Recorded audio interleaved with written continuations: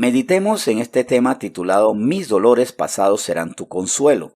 Y mientras buscan Efesios 4, quiero contarles que hace un par de años en un parquecito de Penonomé vi una muchachita que yo conocía, una muchacha de escuela secundaria, y la vi llorando ahí a plena luz del día, delante de mucha gente. Claro, me consternó ver a esa chica llorando, más porque era un rostro ya conocido, y le pregunté qué le pasaba. Estaba iniciando el mes de diciembre y ella me dijo, es que es muy triste que se muera un tío en los días de Navidad. Y ahí en ese momento le pregunté exactamente cuántos años tienes y me dijo 12. Esa fue una pregunta como que el Espíritu Santo me dijo, hazla. Y ahí fue cuando yo le dije, yo sé lo que es una muerte en Navidad cuando tienes 12 años, porque cuando yo tenía 12 años, un 22 de diciembre, yo perdí a mi madre, una mujer joven y que súbitamente murió. Por eso sé lo que es ese dolor, sé lo que es esa tristeza, ese abatimiento. Y yo te recomiendo que hagas lo que yo hice. En medio de la tristeza que me duró bastante tiempo, algo me dio esperanza y fue que en esa Navidad comencé a adorar a Jesús. Siendo un muchachito, el Espíritu me mostró que ya yo debía empezar a adorar a Jesús. Y me deleité en el Jesús que estaba en el pesebre, que veían los nacimientos en la barriada. Y mirando a ese Jesús que nacía, yo decía y entendía que mi madre había muerto, pero que algo también estaba naciendo.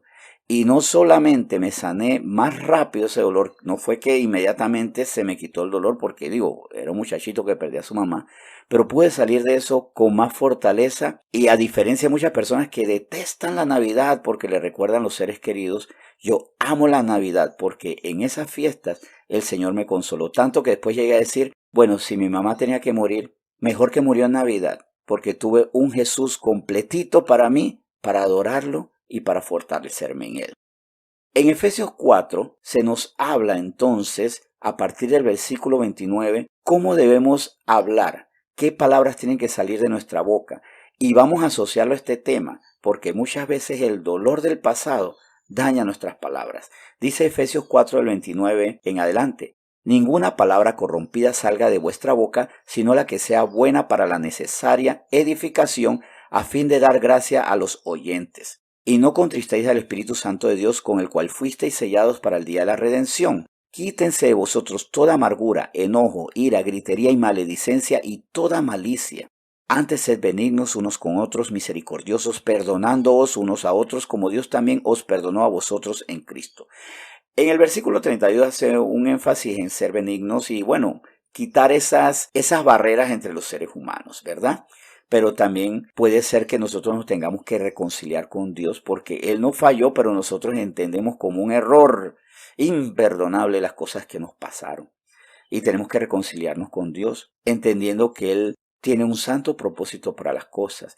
Y cuando yo estoy en paz con Dios con respecto a mi pasado, ninguna palabra corrompida sale de mi boca, sino que se hace buena para la necesaria edificación de otras personas, de oyentes que están compartiendo situaciones tristes y en las que mis dolores pasados se vuelven una edificación, una esperanza, un ejemplo con misericordia, sin reprocharles, sin criticarlos, porque sí nos dolió el pasado, pero con eso nosotros podemos consolar a los adoloridos, a los afligidos, a los devastados. Nosotros tenemos que en ese sentido recordar que el pasado no fue una casualidad y muchas cosas no fueron buscadas. Mi mamá no buscó la muerte, fue a hacerse un tratamiento médico, la operaron y por una situación del hospital, una contaminación, una bacteria, muere pues.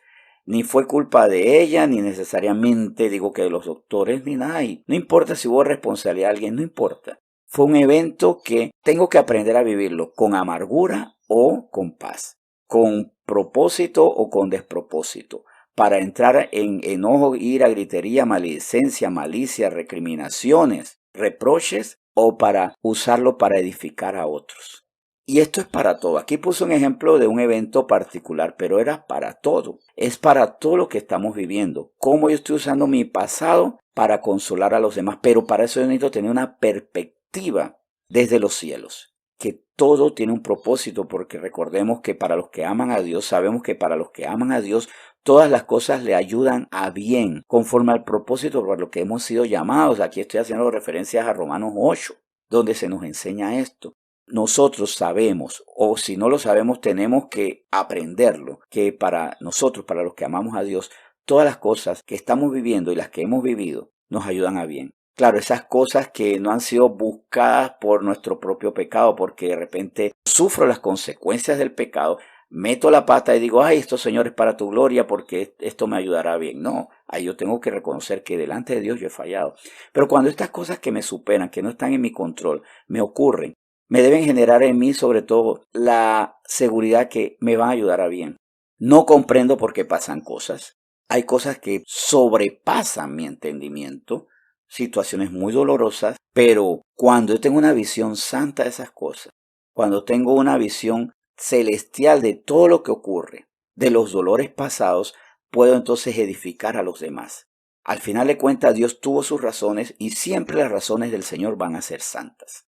¿Qué debo hacer yo ante esas razones? Cuestionar, obviamente no, sino más bien consolar. Y no es que yo diga que mi mamá tuvo que morir cuando yo tenía 12 años para yo consolar a una niña que a sus 12 años se le muere un tío en fechas navideñas. Pero si dentro de eso estaba implícito el darle esperanza a otros, bueno, Dios sabe y Dios hace siempre el bien. Tenemos que vivir con otro entendimiento. En 1 Pedro 2, versículo 10, se nos habla de que fuimos rescatados, pero con ese rescate está implícito ya no pensar como los que antes éramos esclavos de los pensamientos del mundo, del pecado, de las pasiones humanas.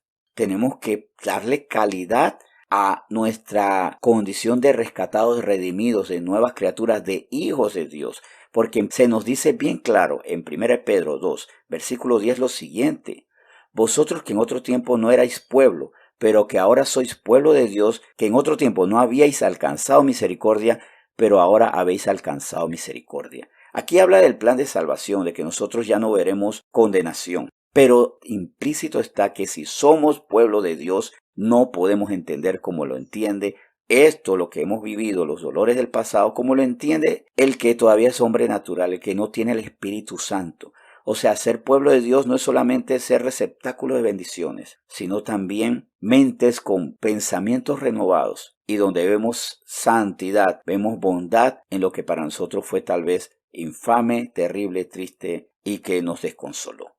Cuando nosotros vemos amor perfecto y sabiduría también perfecta en los planes de Dios, nuestros dolores pasados no nos duelen como nos dolían antes, con resentimiento, con impotencia, y más bien se convierten en bálsamo para los que están desconsolados. Yo les invito a que oremos y para que en nuestro entendimiento los dolores pasados sean ahora otra cosa, en el entendimiento que nos da el Espíritu Santo. Que por lo que hemos sufrido nosotros podamos consolar a otros, ya sin rencor, sin resentimiento, sin amargura. Porque hay cosas que son terribles, como aquel que sufre un homicidio, un pariente, aquel que sufre una violación, aquella que sufre un vejamen. Pero a la luz de Dios servirá para consolar y fortalecer a otros. Oremos. Señor, muchas gracias porque tú quieres que comprendamos espiritualmente todo lo que ocurrió y que nos hizo daño, para que consolemos a otros, para que, primero que todo, si esto, lo que pasó, nos ha llevado a tener algo contra ti, nos reconciliemos contigo. Debemos ya olvidar eso o ver malicia en lo que tú hiciste, porque en ti no hay una molécula, no hay una partícula de malicia, Señor. En ti hubo bondad en eso que nos dolió. Y tú quieres que tengamos una visión celestial de lo que nos ocurrió, para poder edificar, para consolar a otros, para enseñarles a otros a enfrentar el dolor, para enseñarles a otros que en medio de la angustia, de la derrota, la tribulación, estás tú allí para fortalecernos, para levantarnos, para darnos propósito. Aunque parezca raro, gracias por los dolores pasados, con los que tú haces bálsamo con nosotros y una renovación espiritual para consolar a otros. Y por eso hoy te bendecimos en nombre de Jesús. Amén.